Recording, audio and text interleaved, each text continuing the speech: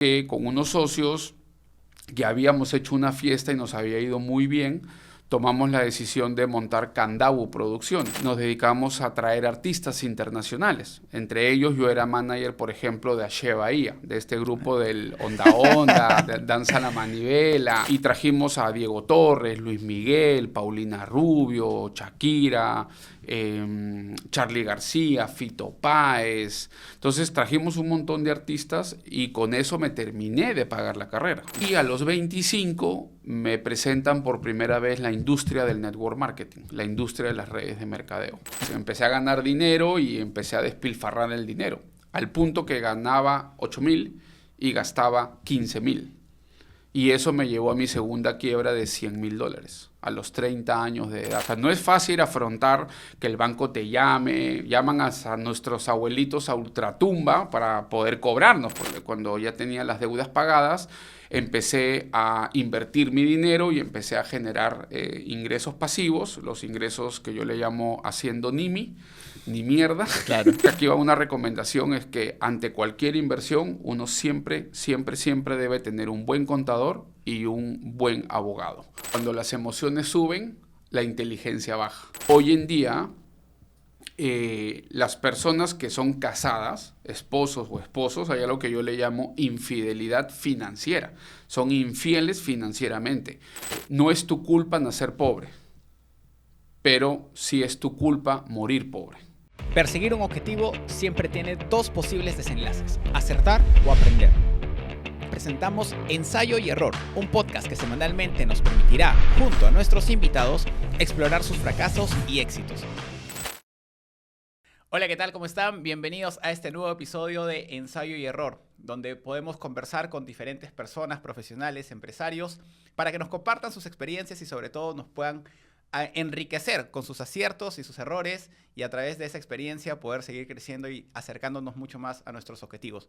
El día de hoy tengo el agrado de poder contar en esta entrevista con una persona que admiro bastante, también que es un amigo mío y que considero que puede sumarles mucho en su experiencia. Es Pedro Castre, que es coach financiero y aparte un gran empresario. Así es que, Pedro, bienvenido y muchas gracias por acompañarnos en este espacio. Richie, muchísimas gracias a mí por permitirme estar acá y poder agregarle el mayor valor posible a toda la audiencia que te escucha.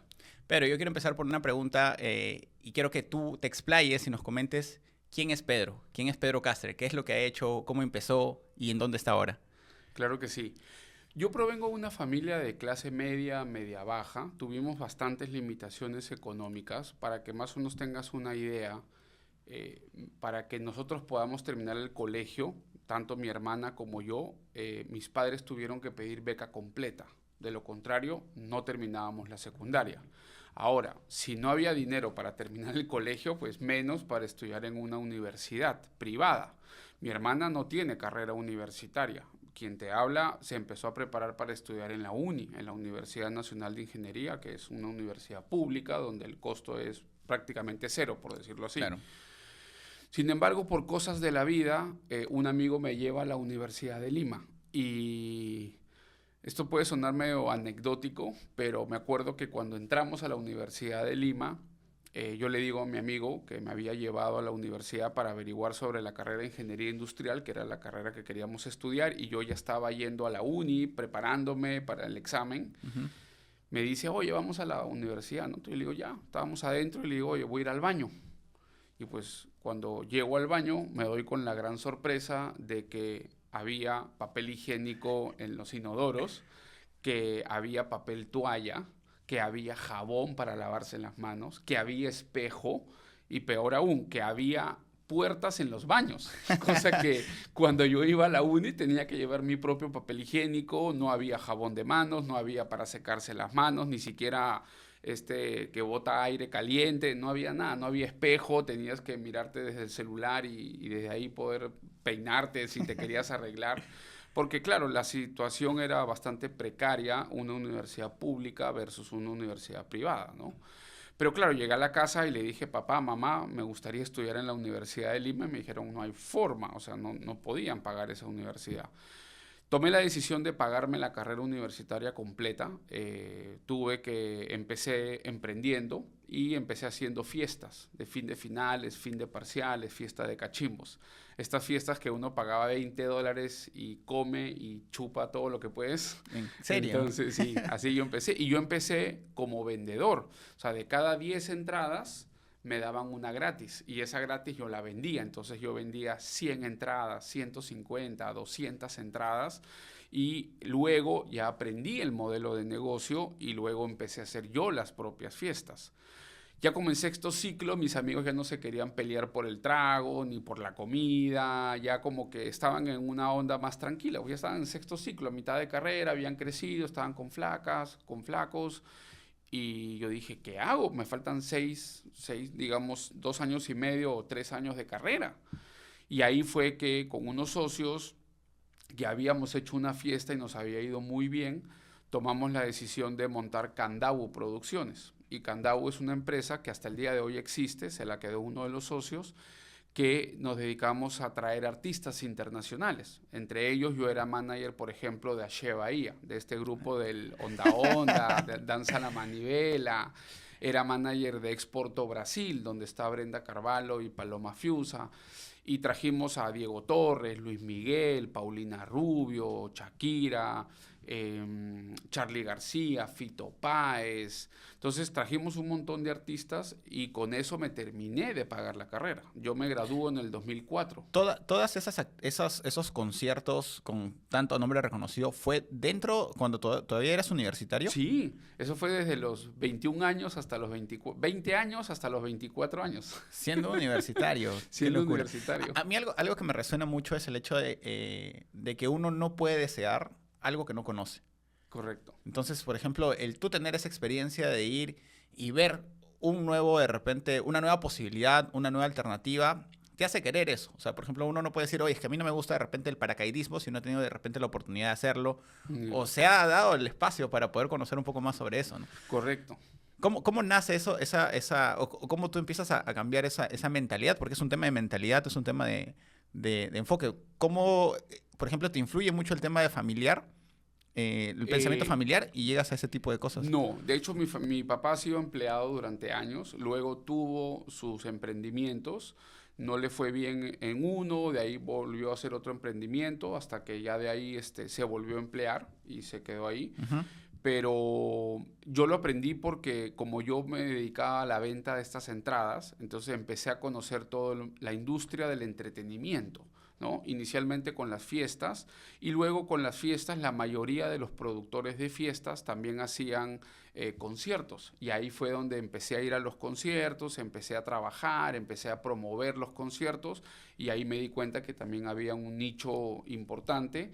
Y ya mi público, de mis amigos, mis amistades, pues yo ya no estaba en generales ni nada por el estilo, entonces ya era un público diferente, ¿no? Ya no era el público que quería ir a juerguear, sino que quería de repente ir a un concierto, ¿no? Y así fue como entramos a esta industria. ¿Cuál fue tu primer gran concierto con un gran artista? O sea, ¿cómo llegaste a poder tener el acceso de repente a poder conversar con esos managers? Para poder escalar a esos artistas, tienes que empezar en lo básico. De hecho, nosotros, y esta es una anécdota importante, porque nuestro primer evento de concierto fue un festival internacional cultural de reggae. En esa época el reggae estaba pues en boga y trajimos a los Cafres de Argentina, trajimos a Gondwana de Chile, tuvimos un grupo aquí peruano, Acesis Nativa, e hicimos este festival en el de La Molina, en el estadio de la U, ¿ya? ¿Y ¿El qué pasó? Monumental? En lo Monumental. Y nos cayó el evento, imagínate esto, un día después de Utopía, Wow. del trágico pues, episodio de la discoteca de Utopía en el Jockey que se quemó y bueno, hubo mucha gente que falleció. Y claro, eso afectó el negocio. Lo bueno es que ya habíamos vendido las entradas, ¿no? Pero la asistencia fue muy baja. Teniendo un grupo de Argentina, un grupo de Chile, teniendo toda la inversión encima, afectó, porque aquí en Perú, como en Latinoamérica, las entradas siempre se compran al final y mucha gente estaba de duelo, muchos papás les dijeron a los hijos que No no vas. iban a ir al evento. Entonces, en algunos casos se pidieron devoluciones de entradas. Entonces, fue un tema bien complejo y ese fue nuestro primer evento, el cual fue pérdida total, ¿no? Wow. ¿Y a cuántos más o menos miles de dólares estamos hablando en pérdida? Ahí se perdieron como $20,000. Que en ese entonces $20,000 es como, por ejemplo, hoy de repente $50,000, ¿no? Tranquilamente. Podría significar. Y claro, fue un bajón para nosotros. Y de ahí empezamos con Ache Bahía. De Ache Bahía trajimos a Fito Páez, Charly García, Diego Torres. Pero Fuimos ascendiendo. ¿y ahí cómo te levantas de ese tipo de situaciones? Porque muchos empresarios o emprendedores, cuando tienen un golpe o una caída así, pues se quedan ahí, ¿no? O prefieren, incluso hasta les puede generar cierto, no sé si la palabra encaja, trauma, para ya no volverlo a intentar. Sí, Pero o sea, pasa mucho que el emprendedor cuando se cae no se levanta, ¿no? En mi caso, yo ya había hecho fiestas que me había ido mal, fiestas que me había ido bien, entonces ya sabía cómo era el modelo de negocio. Claro, no esperábamos un tema externo o coyuntural de ese entonces, sin embargo, trabajábamos también con capital de inversionistas. ¿Por qué? Porque yo tenía 21 años, o sea, 21 años yo no tenía esa cantidad de dinero, entonces trabajábamos con capital de inversionistas, lo cual obviamente les teníamos que responder y lo que hablábamos con ellos es, ok, apóyame en otro concierto y aquí te voy a devolver lo anterior más lo nuevo. Y era, claro, negociar con ellos, pero también ellos veían que no era un tema de mala praxis de nosotros que hayamos hecho fue algo la mal, coyuntura, ¿no? fue la Fue la coyuntura. coyuntura. Entonces, ellos también entienden, ¿no? Y como empresarios que ellos también son, entienden que hay situaciones que son externas que uno no puede hacer nada, ¿no? ¿Quieres acceder a capacitaciones gratuitas en tema de finanzas personales, inversiones, bolsa de valores, importaciones y mucho más?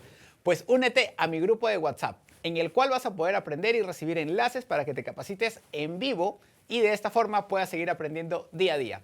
El enlace lo encuentras en la descripción de este video. Así es que no esperes más, únete ahí y continuamos con el episodio. Muy curioso acá y me parece que podría ser muy enriquecedor para todas las personas que están viendo este episodio.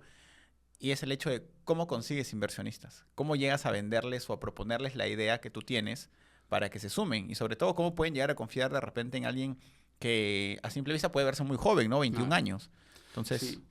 Una de las ventajas es que desde muy pequeño yo lo que hacía en las fiestas o en los conciertos, yo ya me venía reuniendo con grandes empresas. Entonces ya se me daba, por ejemplo, en una fiesta me reunía con la gente de Bacus, ¿no?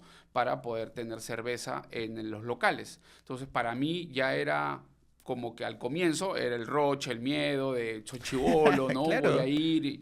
Pero claro, me terminaba reuniendo con el directorio de la empresa, con los gerentes comerciales y les hacía la propuesta de mis fiestas. Claro, luego fue más evolucionado porque nos íbamos a reunir con tarjetas de crédito Ripley, Visa, Mastercard para que auspicien los conciertos, ¿no? Entonces también yo ya estaba constantemente afrontando este tipo de situaciones y mal que bien, cuando nos reuníamos con los empresarios, les decíamos, ya cerramos con Visa, ya cerramos con Mastercard, ya cerramos con Ripley, ya cerramos con Banco Falabella.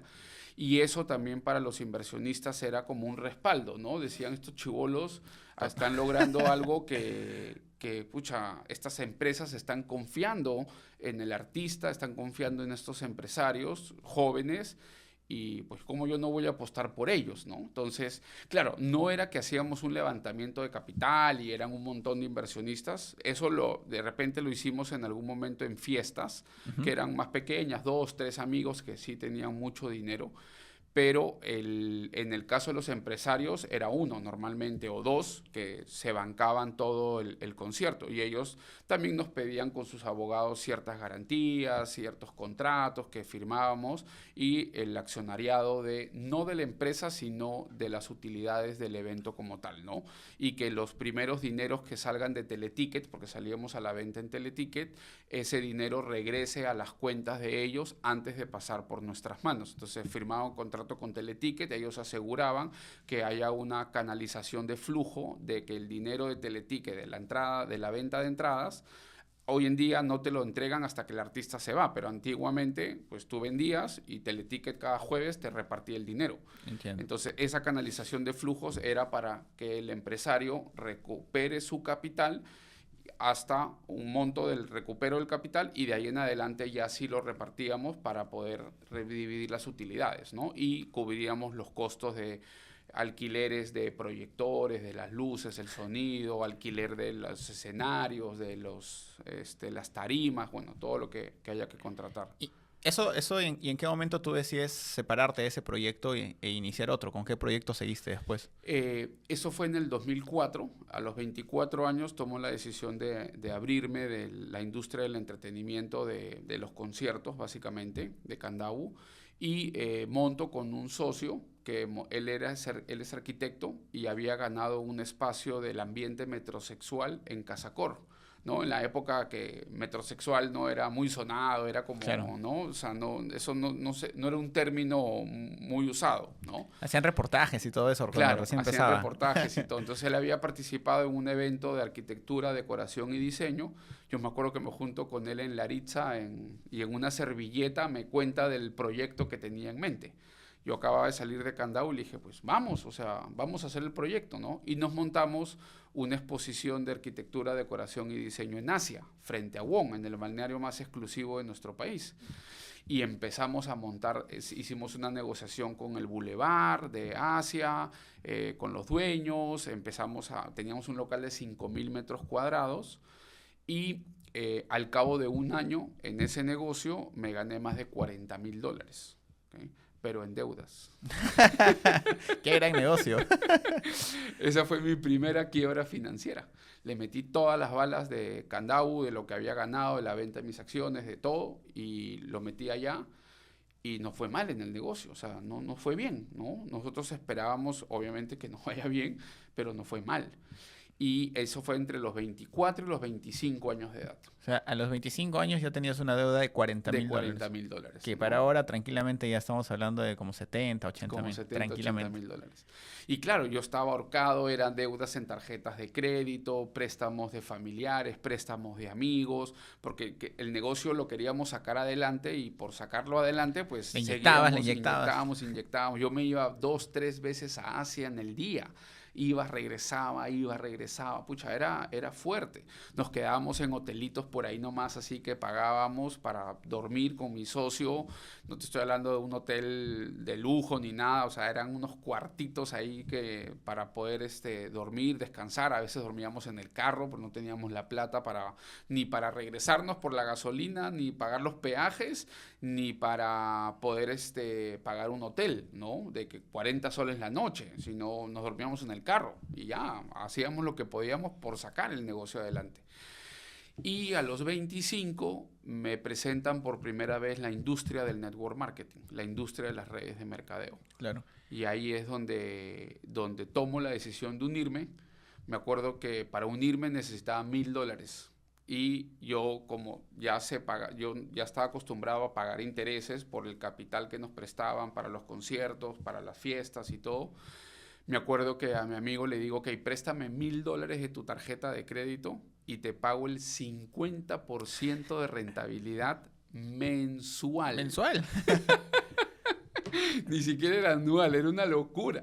La propuesta que yo le había hecho era una locura, pero mira, $40.000 en deuda, a $41.500 en deuda si le pagaba en el primer mes la rentabilidad más el capital prestado, pues para mí era un buen negocio, ¿no? Una raya más al tigre en mi caso no hacía la diferencia. Y bueno, me prestó su tarjeta de crédito prestada y en el primer mes facturé mis primeros $1.500 en la compañía. La ventaja es que como yo ya estaba acostumbrado a presentar un producto, un servicio, en este caso, para mí se me hizo muy sencillo presentar el producto o el servicio de la empresa, ¿no? de redes de mercadeo. Entonces yo ya era canchero en el sentido de que me reunía con la gente de Visa, de Ripley, pues cómo no me iba a reunir con un amigo a contarle el proyecto que me acababa de unir, ¿no? Sí. Entonces, y claro, cuando íbamos y les pedíamos auspicios, eran auspicios de $50,000, de $70,000, que nos apoye a costear lo del evento, ¿no? Del artista también.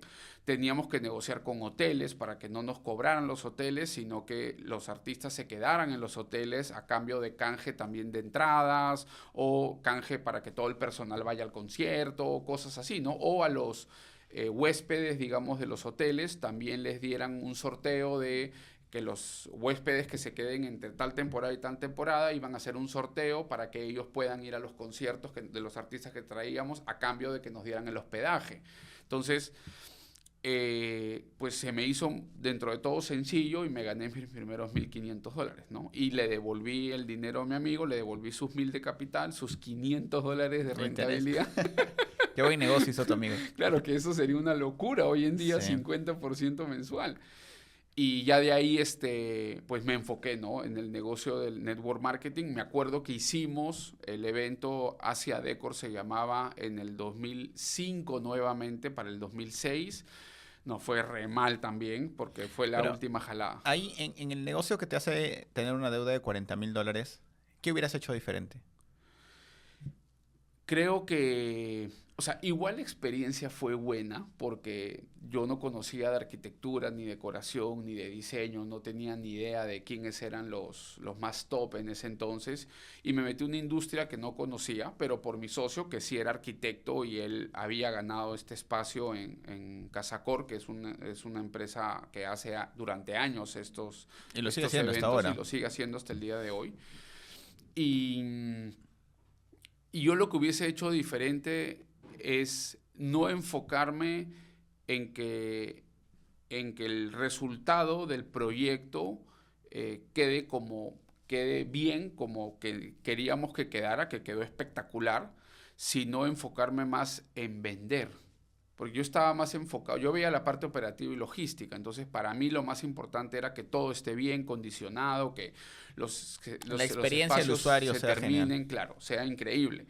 Pero lo que no nos enfocamos es en cómo íbamos a vender el evento. Nosotros creíamos que alguien que pasaba por ahí, pues iba a ver, iba a entrar, y no fue el caso, ¿no? Entonces tuvimos que ya luego reaccionamos muy tarde para poder estar en la revista de Asia Sur y poder tener ahí presencia, que la gente que vea la revista en esa época pues nos conozca, vayan, que haya, por ejemplo, que los mismos arquitectos en sus locales, porque ellos también tenían sus locales, oficinas, donde tenían asistencia de gente, podemos tener un flyer y claro, en esa época no había las redes sociales como lo hay ahora, ¿no?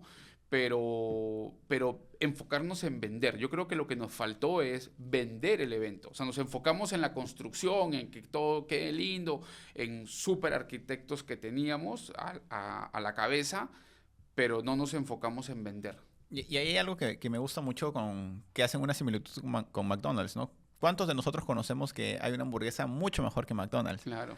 Pero, ¿qué tan conocida es esta hamburguesa o qué tanto puede vender? O sea, obviamente las ventas es un pilar muy importante dentro de la empresa. ¿Y por qué Correcto. vuelves a intentarlo en un siguiente negocio? Y que me dices que otra vez Porque salió lo mal. volvimos a hacer el siguiente año. ¿Por qué? Porque los costos ya eran más bajos. Nosotros tuvimos que llevar aplanadoras, tuvimos que ponerle piso de cemento a toda esa área. Entonces la inversión que habíamos hecho era bastante grande. Ya tenía un costo hundido. Cerrado todo el local en tabiquería de drywall. Teníamos también el Brahma Bar, que estaba en la punta del cerro, antes no sé si, creo que el cerro ya no existe, pero antes había como un cerrito y arriba había como un bar. Esa era parte de nuestro evento. Habíamos cerrado con empresas como BMW. BMW tenía exposición de sus autos dentro de nuestro evento. O sea, teníamos marcas de renombre, ¿no? O sea, el evento como tal era impresionante, pero pues no nos habíamos enfocado en lo más importante, que era vender, ¿no?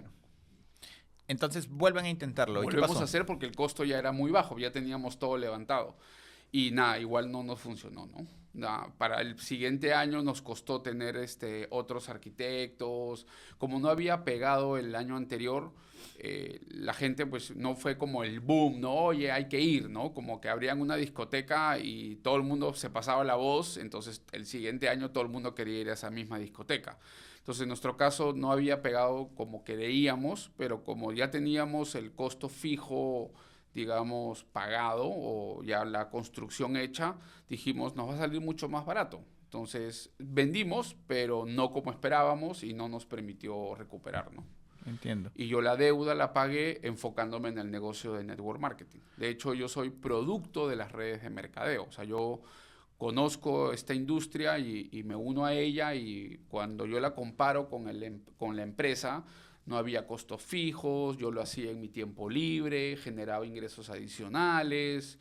Entonces, cuando yo comparaba la empresa que yo tenía con el modelo de negocio de network marketing, pucha, yo dije, esto es un tremendo negocio, o sea, no tengo que tener empleados, tengo un equipo de trabajo que trabaja conmigo, venden conmigo, que yo les enseño, a mí me gustaba educar, yo era profesor de nivel A durante muchos años, entonces daba clase de matemática, preparaba a los alumnos para que postularan a la universidad, dictaba clases en la Academia San Ignacio de Loyola. Entonces, he estado mucho tiempo en el tema de educación, y cuando me uno a esta industria, pues había que educar a las personas, trabajar con ellos, apoyarlas, enseñarles, y se empezaron a dar los resultados, y con eso pagué la deuda de los $40,000, ¿no? Y me empecé a ganar como $8,000 al mes a los 28 años de edad, que es un billetazo, De hecho. sin estar casado, sin tener hijos, pero tenía excelente brutalidad financiera. Y es parte de, o sea, Todavía no más sabía administrar. hay muchas personas que a veces, o sea, tú las ves por fuera y dices, oye, mira cuánto gana esta persona, pero no ves cuál es el estado bancario. No ves Correcto. que de repente sus tarjetas de crédito están reventadas, o que tiene deudas con unas tasas de interés exorbitantes porque no conoce mucho sobre eso, o que va a comprar y pasa todo en cuotas. Entonces, hay algo que es tan importante de repente como ganar dinero, es saber administrarlo. Y creo que es mucho más importante todavía. Claro, tal cual. No se trata de cuánto ganas, sino cuánto conservas de lo que ganas, ¿no? En términos de administración del dinero. Totalmente. Y claro, imagínate esto, yo tenía tanta brutalidad financiera y empecé a tener un estilo de vida que nunca había tenido, empecé a comprar ropa de marca, zapatos, correas, ternos, lo que sea, viajes en primera clase, cosas que nunca había tenido en mi vida, o sea, todos esos sueños atrasados, restaurantes 5 tenedores, empecé a ganar dinero y empecé a despilfarrar el dinero, al punto que ganaba 8,000 y gastaba 15,000.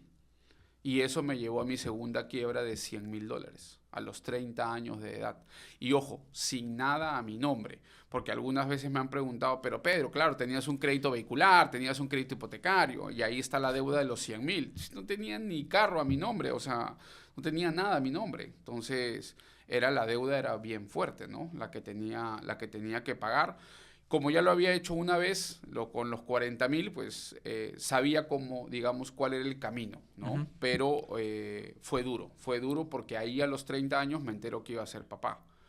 Entonces, para mí fue muy duro porque no tenía el dinero, tenía $100,000 en deuda, estaba empezando un negocio de network marketing, y porque ya no estaba en la compañía anterior, estaba empezando un nuevo negocio de network marketing, y me llega la famosa frase esta de que los niños traen el pan bajo el brazo.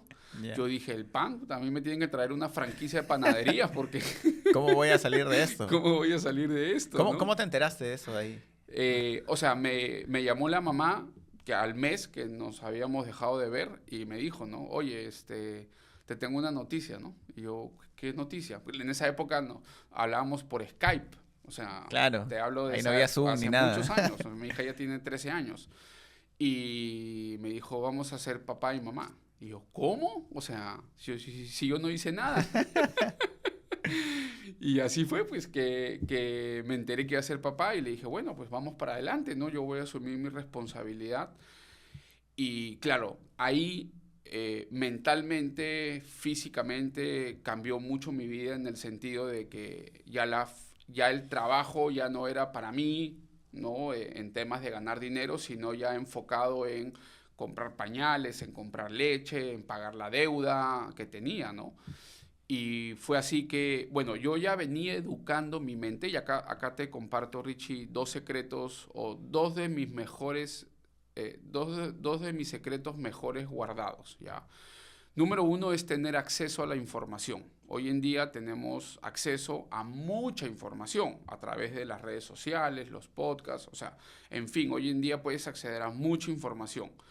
Pero lo que yo accedí es a la información correcta, o sea, la información que era correcta y que yo necesitaba para transformar mis finanzas personales. Para ello, yo ya me venía entrenando con Robert Kiyosaki, con Anthony Robbins, con T. Harv Eker, el autor del libro Los secretos de la mente millonaria, pero mi error, y este es mi segundo secreto, es que yo no le puse acción a la información, ¿no? ¿Cuántos de nosotros hemos ido a un curso, a un taller, a una certificación, a un diplomado y los cuadernos están ahí empolvados, ¿no? Que nunca más los volvimos a sacar, nunca los volvimos a revisar? Entonces, no puedes tomar acción sobre lo que no buscas recordar o sobre las notas que tomaste en su debido momento. Entonces, yo venía alimentando la torre de control, yo venía invirtiendo en mí mismo, pero digamos que me entraba por una oreja y me salía por la otra. Es que no puedes esperar resultados diferentes haciendo lo mismo. Correcto, tal cual. Entonces yo le ponía acción a la misma información que ya tenía, más no a la nueva información que había recibido. Claro. Y eso me catapultó dije, ok, hasta aquí nomás se acabó digamos, el tema de no tomar acción. Y empecé a tomar acción a los 30 años con toda la información, recurrí a desempolvar todos mis cuadernos, mis libros y empecé a dedicarme uno a uno a tomar acción. Y eso me llevó a los 35 años, 5 años después, a pagar la deuda de los $100,000 que tenía, que en ese momento pues ya eran 100 y pico mil más, y a lograr mi libertad financiera, ¿no? 5 años después, teniendo acceso a la información correcta y tomando acción a la información correcta, ¿no? ¿Cuáles consideras que fueron esos pasos que tuviste para poder llegar a la libertad financiera?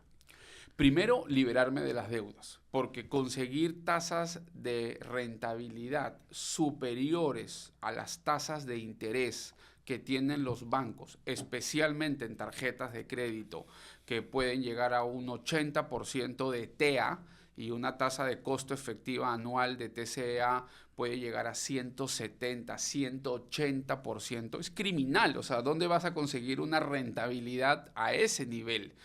Entonces, lo primero era enfocarme en pagar las deudas que tenía con las tarjetas de crédito, dándole un orden, dándole prioridades, porque habían familiares con los que yo podía negociar, algunos no me cobraban interés, entonces les decía, oye, por favor, dame tiempo, pero te voy a dar una rentabilidad, pero 10% al año, ¿no? Algo un poquito más manejable para mí, pero no podía, obviamente, pagar altas tasas de interés como lo hacía con las tarjetas de crédito. Pero ahí yo quiero contar algo, y sobre todo a las personas que de repente en algún momento tienen deudas, yo creo que lo importante es demostrar la intención de que se quiere pagar esas deudas. De una u otra manera, algo que creo que es muy valioso es nuestra reputación. Correcto. O sea, un negocio mal nos puede ir a cualquiera. O sea, la inversión, todo proceso de inversión tiene un nivel de riesgo. Pero si tú tienes responsabilidades, de repente alguna deuda con alguna otra persona, pues tienes que asumir, tienes que levantarte, parar pecho y decir, ¿sabes qué? Sí te voy a pagar, Correcto. pero lo vamos a hacer de esta manera o negociar. Sí, Pero negociar. simplemente las personas que se empiezan a esconder, yo creo que se están mandando no solamente un mensaje afuera, sino también un mensaje a uno mismo. Correcto. Es decir, no puedo y voy a tener que esconderme y esta es la vida que ahora me toca vivir. Y yo creo que el tema de mentalidad va muy de la mano. Entonces tú dices, oye, mira, estoy en esta situación, perfecto, me ordeno y sobre esto voy avanzando y voy poniéndole cara a cada uno de mis problemas. Correcto. ¿Estás invirtiendo en el sector inmobiliario o quieres empezar a invertir? Tenemos un proyecto ideal para ti. Regístrate en el formulario que está en la descripción de este video y recibe toda la información para que te puedas unir a los más de 35 inversionistas que vienen financiando diferentes proyectos inmobiliarios. Regístrate, recibe la información, analiza y toma acción. Ahora sí, continúa con tu podcast. Nos vemos. Bueno. ¿no? Lo que yo le llamo la inteligencia emocional financiera. O sea, no es fácil afrontar que el banco te llaman a nuestros abuelitos a ultratumba para poder cobrarnos, porque los bancos obviamente son aniquiladores cuando se trata de cobrar Tal cual. el dinero que les debes. Y yo estaba reportado en las centrales de riesgo, estaba reportado hasta en la Interpol, más o menos. Pero tal cual, le puse pecho al tema y me fui y me reuní con cada banco. ¿Sabes qué? Tengo la intención de pago, necesitamos negociar, necesitamos que me cortes lo que te debo, ya no puedo seguir pagando más intereses, hagamos un cronograma de pagos, yo te voy a cumplir, refinanciemos la deuda. O sea, me puse a sentarme y en algunos casos pues negocié pagando mucho menos de lo que les debía. Y luego fui entrando nuevamente al sistema financiero de nuestro país, ¿no? Pero fue afrontar el tema. Ahora, también me enfoqué, porque mucha gente también se enfoca en lo que debe o en lo que perdió, en vez de enfocarse en lo más importante, que es producir el dinero, ¿no? Y yo empecé un negocio de network marketing y me enfoqué también en producir mucho dinero. Entonces, cada vez empecé a ganar más y en la medida que ganaba más, también tenía más para poder pagar las deudas y liberarme de ellas. Entonces, y así fue, ¿no? Y ya luego, cuando empecé a tener esos excedentes de dinero, cuando dejé de pagar, cuando ya tenía las deudas pagadas, empecé a invertir mi dinero y empecé a generar ingresos pasivos, los ingresos que yo le llamo haciendo ni mierda. Claro. Y luego también construcción de empresas, ¿no? Empecé a montar negocios, ya con la experiencia también anterior que ya había tenido, con los aprendizajes que me había llevado de los conciertos, de las fiestas. Yo había comprado Cocobongo también en algún momento, la discoteca que es muy conocida allá en México. Tenía los derechos y había comprado la discoteca, la tenía en Asia. Entonces, pues ya había pasado tan joven, a los 30, bueno, hasta ya yo no era tan joven, pero a los 30, 35 años ya había pasado por diferentes dificultades, por diferentes retos financieros, emocionales, espirituales, de todo, lo que me había llevado a ser mucho más maduro y responsable, ¿no? Y ya tenía una hija en vida, entonces, pues, o sea, obviamente ya no me la podía jugar, ¿no? Ya tenía que ser mucho más responsable con mis finanzas, con mi futuro financiero, por la responsabilidad de pagar colegios, pagar en el futuro universidad y etc., ¿no? Y ahí me comentabas algo interesante, porque estábamos desglosando cuál fue el paso a paso para lograr tu libertad financiera. Entonces, primero te ordenaste, primero el tema de liquidar las deudas, luego empezaste a invertir. Respecto a ese tema de inversiones, ¿cómo Pedro elige las inversiones? ¿Cómo eligen qué invertir? Mira, yo no soy muy abierto a escuchar propuestas. Me he ido profesionalizando, por decirlo así, porque al comienzo hacía préstamos de dinero, pero sin garantías, sin prendas, pero han sido parte de mi aprendizaje, ¿no? Yo me acuerdo que yo le presté $1,000 en un momento a una persona y que me había pedido el dinero. Pues yo la conocía porque era parte de la seguridad de mis eventos. Yo cuando teníamos los conciertos y era manager, también teníamos seguridad nosotros y poníamos seguridad a los artistas.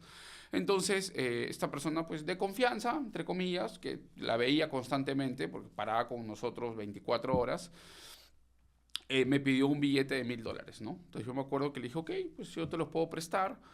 Y firmamos un contrato, yo me las creí bueno y hablé con una amiga que había estudiado también en la universidad, pero había estudiado Derecho y le dijo, pásame un par de contratos de préstamos de dinero, ¿no? Y yo le pedí a otros amigos también. Me acuerdo que hice un Frankenstein, digamos, de contratos, hasta que mezclé contratos por todo lado.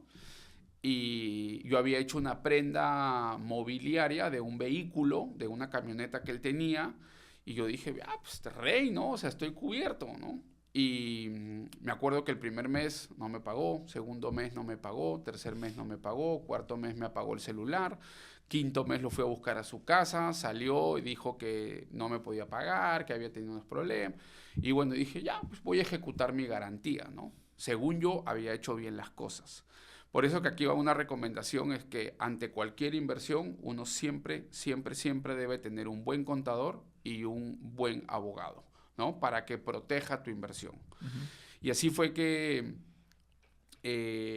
me voy a una notaría en San Isidro y así conozco a uno de mis actuales abogados, porque tengo como 7, y llego a la notaría y le digo, un favor, quiero ejecutar este contrato que yo tengo. Me dijo, pasa al fondo a la izquierda, ¿no? Entonces ya, pues fui, esperé, habían 3 abogados en sus escritorios y habían personas ahí ocupadas. Una se paró, pues se retiró y dijeron, el siguiente, ¿no? Y ese era yo. Entonces me siento y me dice, ¿tú no eres Pedro Castre? Y yo, sí, le digo, ¿y cómo nos conocemos? Y me dijo, no, que tú me presentaste, es un negocio de redes de mercadeo. Había sido un prospecto, ¿ya? Que había llegado por un amigo mío. Entonces yo le dije, ¿y dónde fue? Y entonces de ahí me acordé, ¿no? Y le dije, qué chévere, oye, sí, qué bueno verte, ¿no? Y él no tomó la decisión de entrar al negocio. Entonces me dice, oye, ¿qué haces por acá? Y le digo, no, lo que pasa es que quiero ejecutar el contrato, ¿no? Entonces me dice, a ver, dámelo. Entonces lo entrego, pues, ¿no? Entonces lo empieza a revisar, ¿no? Y me dice, ¿tú sabes si la persona es casada o no? Yo le digo, sí, es casado. ¿Y por qué los datos de la esposa no están? Y yo, no, pues no sabía. O sea, pues revisa, se va a la firma. Entonces, él había firmado. Y me dice, la esposa de la firma de la esposa tampoco está. Y le digo, no. Y voltea a la última hoja y me dice, oye, el contrato no está legalizado. Y le digo, no, pero yo tengo una garantía, le digo, o sea, tengo el documento, ¿no? A ver, entonces empezó a ver el tema del carro, pues la camioneta, la placa, todo, ¿no? Me dice, ¿y lo elevaste a registros públicos? Y yo, ¿a registros qué? No, registros públicos. No, pues acá está mi garantía, ¿no? Me dijo, pero este contrato no sirve de nada. O sea, olvídate que vas a poder recuperar tu dinero. Y yo, ¿qué? Le digo, oye, ¿tú me puedes elaborar mi próximo contrato? Te contrato como abogado. Y así fue hasta el día de hoy somos grandes amigos. O sea, me hablo con él constantemente, es un buen amigo mío. Y ya me fui sofisticando, por decirlo así, ¿no? Al día de hoy igual hago unos préstamos de dinero, inversiones, pero siempre con mi abogado al costado, siempre con el contador al costado para saber el tema de los impuestos, porque a veces los impuestos hacen que el negocio sea viable o no sea viable, ¿no? ¿Cuál es el impuesto que haya que pagar según la inversión? Y yo sí recomiendo que si alguien va a hacer algún tipo de inversión en negocios, por ejemplo, un negocio que me presentaron en ese entonces, que constituimos la empresa con el socio y todo, era negocio de cancha de gras. Pero, mira esto de acá, esto es bien importante que te quiero contar. Yo entré a un negocio minero. Yo entré al negocio, o sea, yo empecé prestándole dinero a un amigo que era mi socio también en Candabu, que él se había abierto junto conmigo y cada uno siguió su camino. Al día de hoy somos socios nuevamente, nos hemos reencontrado. Pero él me empezó a pedir dinero prestado. Entonces yo ya, para un proyecto que él tenía de un emprendimiento y le estaba yendo súper bien. Entonces yo le empecé a prestar, ya con mi contrato, con mi abogado actual, ¿no? Y mi abogado se reunía con su abogado y discutían el tema del contrato, yo estaba bien protegido. Y mire la recomendación de mi abogado. Cuando mi amigo me dice, oye, todo el dinero que me has dado de mutuo, digamos, prestado, quiero que seas mi socio en un negocio de minero, ¿no? Me han presentado un proyecto minero y quiero que sea mi socio. Y eran como $250,000, más o menos en total. Y yo le dije, ok, pues me interesa, veamos. Me fui a Huancayo, cogí un vuelo, de Huancayo pues nos metimos creo que 7 horas adentro, llegamos a la mina, los Caterpillar, las betas, geólogos, hasta que todos los estudios, yo dije, hasta que voy a ser dueño en una minera, pues no, o sea, qué brutal. Y mi abogado me dice, vamos a ponerle una cláusula de salida, ¿no? Recomendación de mi abogado. Y me dijo, y yo le dije, ¿cómo es eso? Y me dijo, en caso en 6 meses a ti no te guste el modelo de negocio, ya no veas que sea viable, la beta cuando la abran no encuentren lo que supuestamente dice la ley o lo que supuestamente se espera, tú tienes una cláusula en que todo tu capital se puede redireccionar a otros de los negocios que el dueño tenga. Y él tenía ya un emprendimiento de cancha de gras sintético. Entonces, ok, Le dije, me parece bien. Pero mira la importancia, yo me hubiese quemado con el negocio minero, porque el día de hoy no existe y quebró el negocio y fue pérdida total. Y yo hubiese perdido mi dinero porque yo tenía equity, tenía acciones de la empresa, o sea, tenía capital social. Y pues en las buenas o en las malas, ¿no? Claro. Entonces, y pasó 1 mes, 2 meses, 3 meses, yo había ido, volví a ir, tenía reuniones, veíamos a quienes les íbamos a exportar en China, el oro, todo, ¿no? Y al final, como en el 5.º mes, yo dije, puta, no, ya no me siento, ya no me está gustando lo que estoy viendo. ¿Sabes qué? Activa la cláusula, le digo a mi abogado. Y activó la cláusula. Y ¡fum! Todo el dinero pasó y me volví accionista de las canchas de gras sintético, que al día de hoy es un negocio que hasta el día de hoy lo tengo. Y tenemos varios venues, varios estadios, varios locales. Y el negocio, pues yo me metí también ahí para mejorar procesos.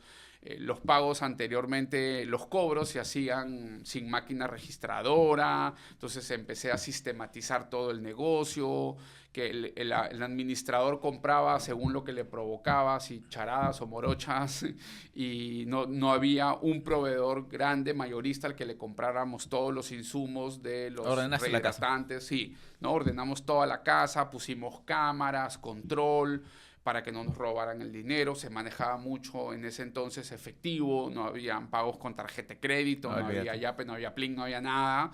Entonces todo era, cada uno ponía sus 10 lucas pues para alquiler de la cancha, ¿no? Entonces, y eso fue gracias a tener un buen abogado que me guiara, y para eso hay que pagar el abogado, ¿no? Pero yo siempre digo, al abogado lo tienes que pagar tú, porque si tú te dejas guiar por el abogado de la contraparte, el abogado de la contraparte, ¿a quién va a defender? No, pues a la contraparte, pues no va a defenderte a ti. Si tú contratas al abogado, ¿el abogado a quién va a defender? Al que lo contrata, ¿no? Entonces es bien importante que uno contrate al abogado. Claro. Yo he hecho inversiones en las que hay personas que invirtieron $50,000. Yo les decía, oye, antes de invertir los $50,000, contrata un abogado para que proteja bien tu dinero. No, que son $50,000, que esto, que le dice, pero tú no sabes si realmente el negocio va a ir bien. Es mejor perder $1,000 y quedarte con 49,000 a no contratar el abogado por $1,000 y perder los 50,000, ¿no? Y hay gente que increíblemente no los contrata. Es que hay algo pasa algo perdiendo los 50,000. Pasa algo muy interesante, y es el hecho de que en las finanzas, en realidad, supuestamente, y esto es una frase muy, muy conocida, los números te hablan, ¿no? Correcto. O sea, tú puedes saber, tú puedes decir, puedes analizar riesgos, pero al final siempre hay un factor emocional que prima sobre la razón, al menos en tema de finanzas.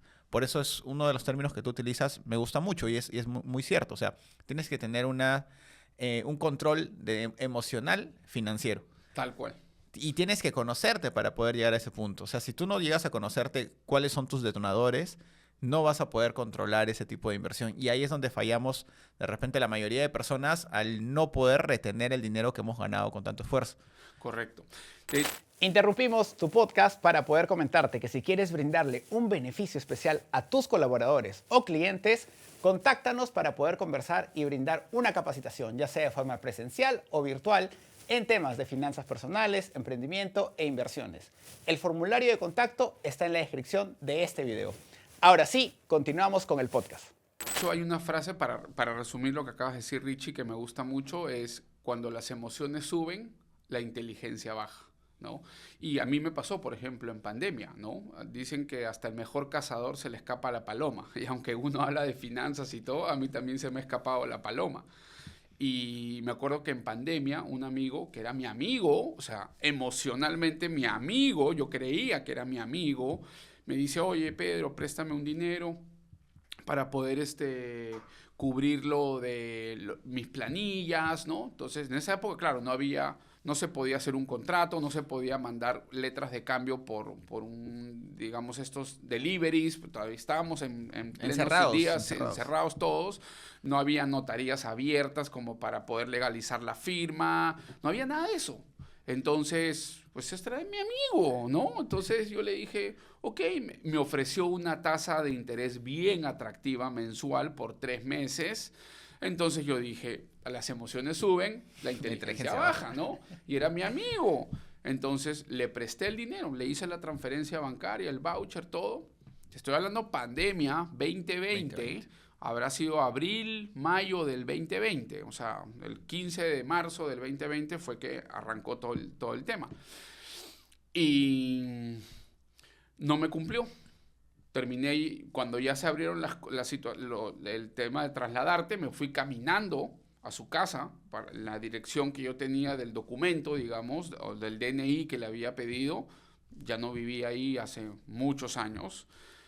No me contestaba el teléfono, me dijo un montón de cosas que al final no fueron verdad. Y yo, imagínate esto, recién dije, voy a ver cómo está en el sistema financiero, ¿no? En Sentinel, pues si está reportado o no. Mira que no hice la tarea y cuando lo veo, lo escaneo, debía más de $1 millón reportados. $1 millón. O sea que ya yo dije, puta, fue mi plata. Ya fue. Y hasta el día de hoy, me debe la plata. O sea, me devolvió el capital, pero nunca me pagó los intereses que habíamos acordado. Y hace poco me lo encontré en el Regatas, porque es socio del Club Regatas. Y me lo encontré y le dije, oye, ¿qué fue? No, pero esto. Y le digo, ¿cuál es tu nuevo número de celular? Me dio un número de celular, lo llamé, entró la llamada y de ahí nunca más me volvió a entrar, me bloqueó. O sea, mira el nivel de personas que tú creías que eran tus amigos, que tú los has apoyado, porque yo lo apoyé, le di una facilidad que él no podía tener en ese entonces, y de esa forma pues se comportan con uno, ¿no? Y es así, o sea, si yo le preguntara a la audiencia cuántos de nosotros hemos prestado dinero a algún familiar, a algún amigo y al día de hoy hasta se molestan, ¿no? Claro, porque les se cobras, enojan que les ¿no? cobres. Sí, o sea, se ¿Cómo has molestan, cambiado, ¿no? Pedro? Te dicen. Claro. Es increíble, pero es así. O sea, si el día de hoy yo le presto un dinero a mi hermana, yo hago un contrato con ella. O sea, por más que sea mi hermana. Entonces sí es importante, y con este tema de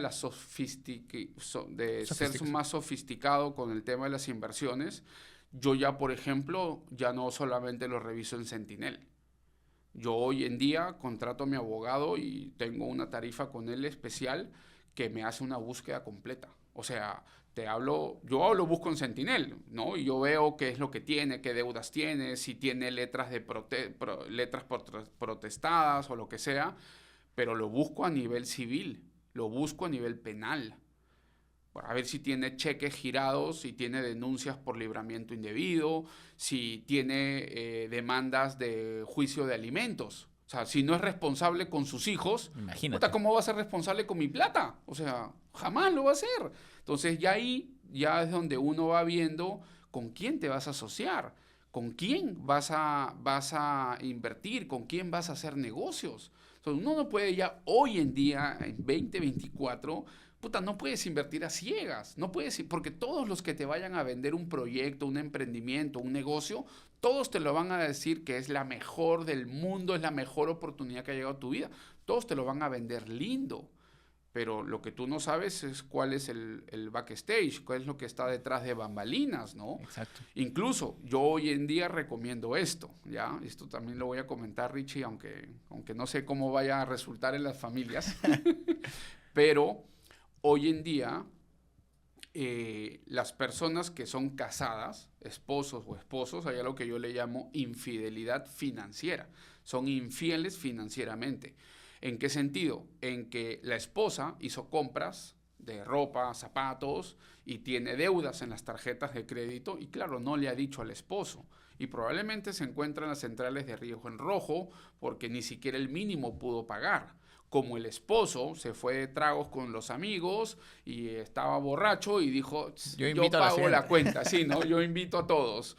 Y hasta el día de hoy está pagando y la esposa no sabe. Y de repente quieren un crédito vehicular para un carro, para la familia, un crédito hipotecario y, oh sorpresa, pues uno está en rojo y el otro está en amarillo, ¿no? Entonces, es importante eso de ahí. Ahora, si uno está soltera o soltero, para mí hoy el filtro no es que te presenten a la familia.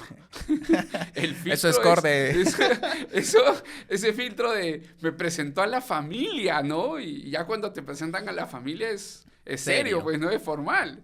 ¿Qué? Me presentan a la familia, me voy a meter a tu centinela a revisarte cómo estás. O sea, porque si yo voy a visualizar una vida futura con esa persona, tiene que ver el tema financiero. De todas maneras. Y si me caso con bienes mancomunados, también absorbo la deuda de esa persona.